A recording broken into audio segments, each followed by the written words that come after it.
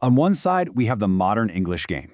We're talking Erling Haaland's shattering goal records, billion-dollar television deals, and a polished spectacle that gets beamed into over 600 million homes across more than 200 territories. It's the undisputed biggest sports product on the planet, hands down. But if you rewind to the late 1980s, you'll find a deeply grim, even dangerous reality.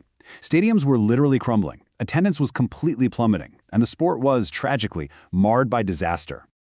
Welcome to This Explainer. Today, we're going to unpack the fascinating origin story of how that crumbling, outdated system was transformed from total wreckage to unimaginable riches. We'll see exactly how a small group of ambitious executives essentially blew up a 104-year-old institution to build a global juggernaut. Okay, let's dive into this. Here is our roadmap. We'll be covering English football in ruins, the secret breakaway dinner, the Sky Sports boom, the rules of survival, building the Big Six, and finally, eras of dominance. Starting off with Section 1, English football in ruins, and the crisis of the 1980s. So picture this. Before 1992, the top flight of English football was the First Division, a league that had been around since 1888. But by the late 80s, it was facing a massive existential crisis. It was just a perfect storm of problems.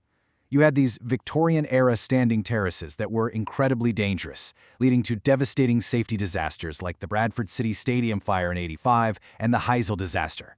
Those tragedies actually resulted in all English clubs being banned from European competitions for 5 solid years.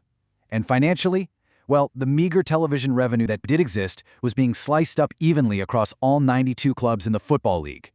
The biggest, most popular clubs were generating all the massive crowds and the TV interest, but they were seeing only a tiny fraction of the financial return. The frustration was absolutely boiling over. Moving to Section 2, the secret breakaway dinner, and plotting a revolution. You know, that financial frustration actually led to a plot that started not on a football pitch, but quietly in a London restaurant. In October 1990, a top executive at ITV named Greg Dyke sat down for a secret dinner with representatives from the Big Five. We're talking Arsenal, Everton, Liverpool, Manchester United, and Tottenham Hotspur. They were the dominant forces of the 1980s, and they were utterly exhausted by having to split their television money with lower division teams. So Dyke pitched them a simple yet highly controversial idea. What if you just left? What if you formed your own competition, negotiated your own TV rights, and kept the lion's share of the cash for yourselves? Well, once that idea was planted, it spread like wildfire. By July 1991, the clubs had officially signed the Founder Members Agreement, laying out their commercial independence. Now, to make this whole thing work, they needed the blessing of the game's governing body, the Football Association. And surprisingly, the FA fully backed the coup. Why? Because it severely weakened their ancient institutional rivals, the Football League. So, empowered by the FA, in February 1992, all 22 clubs in the First Division handed in a mass resignation letter. After over a century, the old family was officially broken. Which brings us to Section 3, the Sky Sports boom, where we follow the money. In May 1992, the FA Premier League was officially set up as a limited company with total autonomy.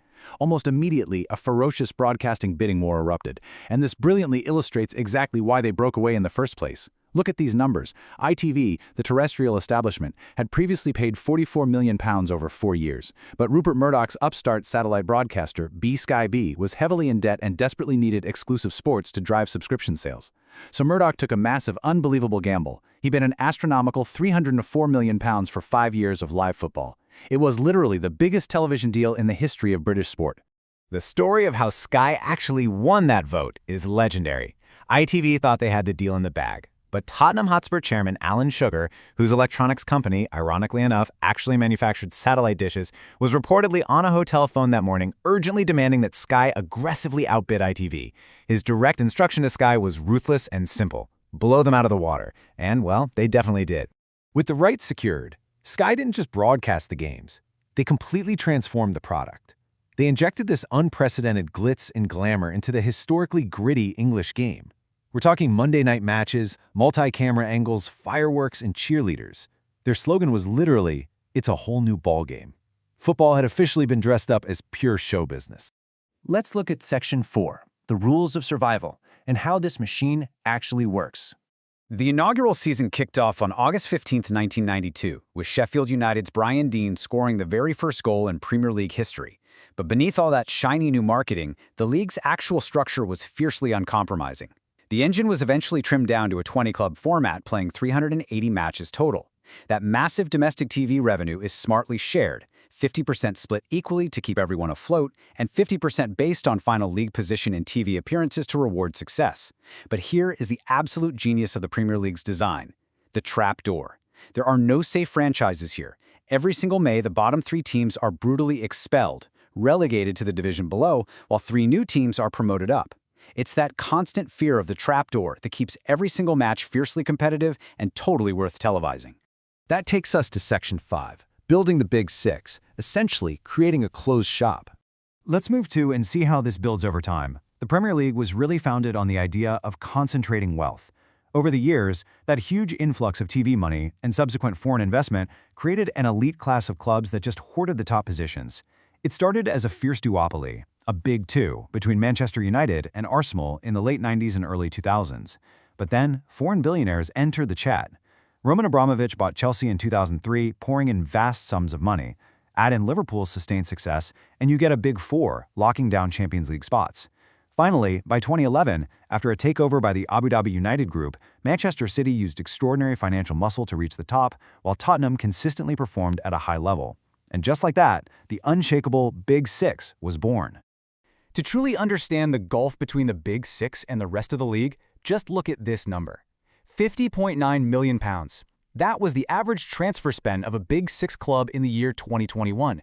That's more than double the amount spent by any other club in the entire league. It basically became a self-fulfilling prophecy, right? More money buys better players, which earns higher league positions, which secures even more television and prize money. Finally, Section 6, Eras of Dominance, covering the dynasties and the fairy tales. So, the crucial point is, what does all this cash and structure actually produce on the pitch? Over the last 34 years, only 7 clubs have ever lifted the Premier League trophy.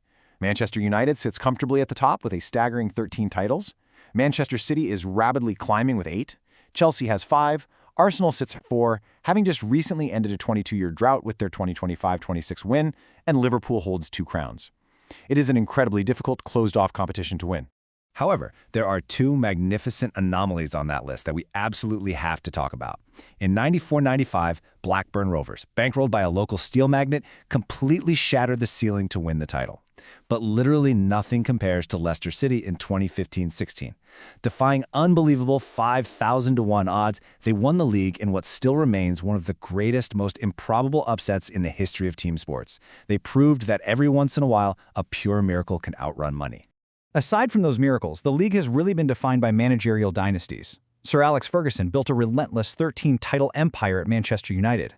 Arsene Wenger pushed back with his legendary Invincibles, going an entire season unbeaten in 03-04. More recently, Pep Guardiola turned financial power into pure methodical dominance, winning an unprecedented 4 in a row with Manchester City. And of course, just this past season, Mikel Arteta finally returned Arsenal to the top of the mountain. Which brings us to today, bringing this whole history full circle. The Premier League was founded in 1992 because an elite group of clubs wanted to hoard television wealth and break away from the establishment. But in 2021, those very same Big Six clubs attempted to do it all over again, signing up for a breakaway European Super League only to abandon it 48 hours later after massive fan backlash. Now, mid-tier clubs like Newcastle United and Aston Villa are seriously challenging the traditional hierarchy. So I leave you with this to chew on. Is the establishment that was born out of a breakaway ultimately destined to face a breakaway of its own? Will the very same financial ambition that built the modern game eventually be its undoing? It is definitely something to watch closely as this incredible league continues to evolve.